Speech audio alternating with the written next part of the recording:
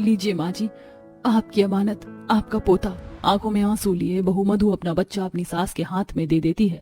उसकी कमजोर शक्ल पर पीलापन छाया हुआ था, जैसे कि शरीर में खून नहीं था। मेरा पोता, ला दे। अजी सुनते हो? अजीत जी, करण जल्दी बाहर आओ, मेरे घर का चिराग आया है। तुझको अपनी गोदी में लेकर आज तो मैं तर गई। तभी मधु को चक्कर आने लगता है। तभी ससुर अजीत आकर उसे संभालते हैं। तो बहू, तुम ठीक तो हो? सुशीला, कैसी पत्थर दिल औरत हो तुम।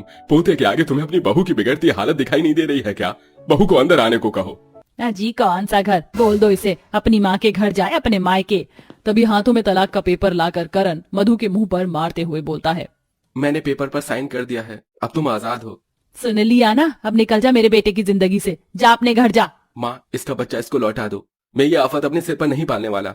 ससुराल वालों का अनजानों सा बर्ताव किसी चाकू की तरह मधु के दिल पर लग रहा था। ससुराल वालों के भगा देने के बाद वह हाथों में तलाक के कागज और गोद में बच्चा लेके अपने मायके चल पड़ी और रास्ते भर खुद को दिलासा देती है।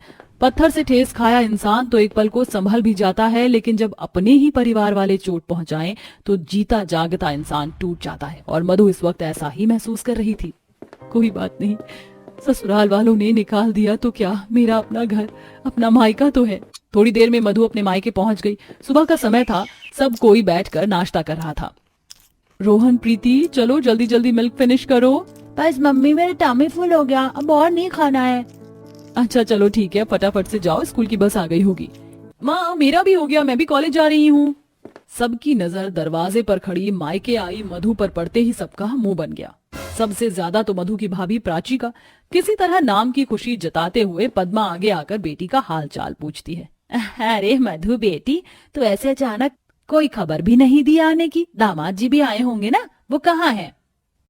माँ के सवालों का मधु कोई जवाब ना दे पाई। उसकी आंखों से आंसू डबडबा गए। माँ, लो शुरू हो गया तुम्हारी बहन का हर बार का नाटक। जरूर ससुराल वालों से झगड़ा करके अब हमारी नाक में दम करने मायके में आई है। प्राची भाभी, आप गलत समझ रही है, ऐसा नहीं है। ऐसा नहीं है तो फिर कैसा है मधु दीदी? तुम्हारी शादी हो रखी है, तुम्हें अपने ससुराल में रहना चाहिए। वैसे भी शादी के बाद लड़कियों के लिए उसका मायका पराया और ससुराल अपना घर होता है। मैं बोलना नहीं चाहती, लेकिन आज बोलना पड़ेगा। जब चाहे इस तरह से मुंह उठाकर मायके में आ जाना सही तो नहीं। अपनी छोटी घमंडी बहन काव्या की इस तरह की बातें सुनकर मधु के कलेजे में सुई की तरह चुभ रही थी। उसने बेबसी लाचारी से अपनी माँ की तरफ देखकर कहा, माँ, काव्या ऐसा क्यों बोल रही है? उसे कहो ना, ये तो मेरा मायका है, मेरा अपना घर।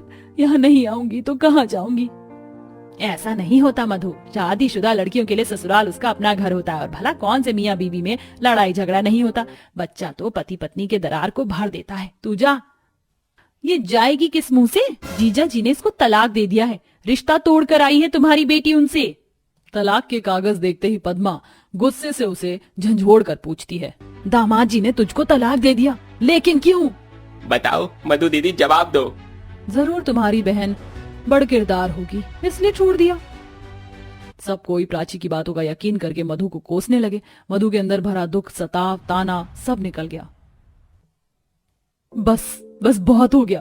अपनी खुशी से ये शादी मैंने नहीं की थी, मेरी मजबूरी थी माँ। आखिर मधु पर ऐसी कौन सी मजबूरी रही होगी? क्यों उसके पति करण ने उसको तलाक दे दिया? क्यों उसके सगे परिवार वाले उसे बड़किरदार करार दे रहे थे? इन सारी उलझन को सुलझाने के लिए हमें कहानी के पिछले भाग में देखना होगा। मधु, तुम शादी के लिए मना क्यों कर रही हो? कभी ना कभी तो शादी करनी है, तुम्हारी उम्र भी हो गई है, शादी करके अपना घर बसा लो। सुमित की भी शादी हो गई, उसके बच्चे भी हैं, अब तुम्हारी बारी है। माँ, मैं अभी शादी नहीं करना चाहती, मैं पढ़ना चाहती हूँ, जिंदगी में अपने लिए कुछ करना चाहती हूँ।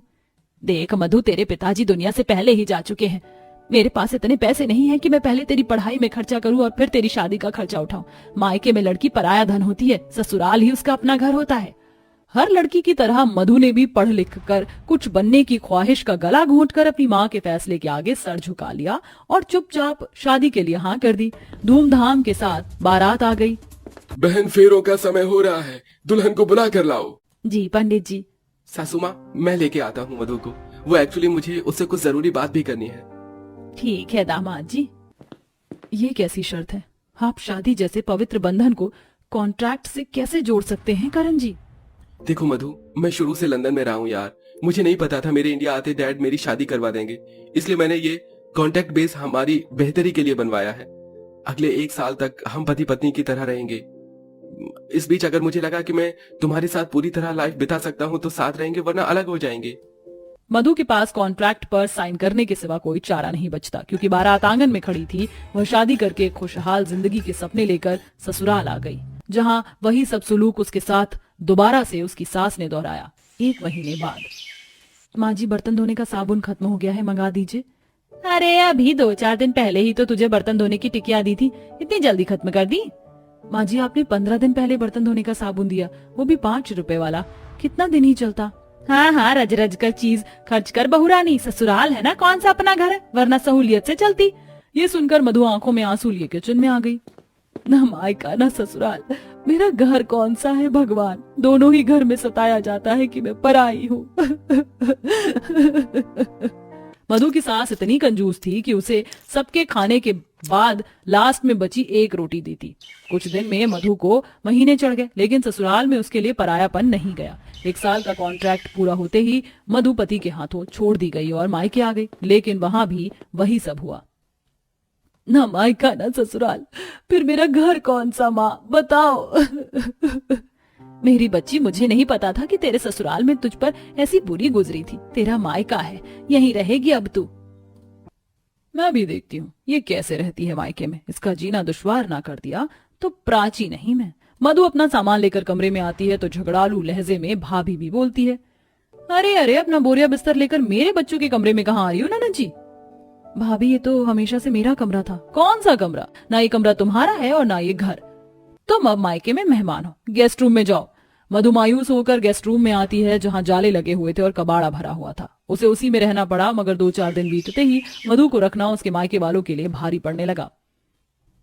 भाभी थोड़ा गोले का तेल दे दो, मुन्ने की मालिश करनी है। तुम्हारे ससुराल वालों ने मनी ऑर्डर नहीं भेजा, गोले का तेल खत्म हो गया, रसोई में सरसों का तेल पड़ा है, ले लो, लिमिट से लेना। भाभी सरसों के तेल से मुन्ने को एलर्जी हो जाएगी, तो चली क्यों नहीं जाती अपने घर? क्यों मायके में बैठकर मुफ्त की रोटियां तोड़ रही हो? ऐसा कहते हुए गुस्से में प्राची फूलदान तोड़ देती है और बात का बखेड़ा खड़ा कर देती है। तभी करण दरवाजे पर खड़ा सारा तमाशा देखकर गुस्से में बोलता है, बस प्राची भाभी, 4 दिन मेरी पत्नी को अपने घर में रखकर क्या खूब रवैया दिखाया आप लोगों ने। चलो मधु अपने घर चलो। घर? कौन सा घर? कहाँ है मेरा घर? जब मायके में थी तो माँ ने कहा ससुराल लड़की का अपना घर होता है, ससुराल गई तो सास ने कहा पराए घर से आई है। ना मायका ना ससुराल, फिर मेरा घर कौन सा है? कौन सा है?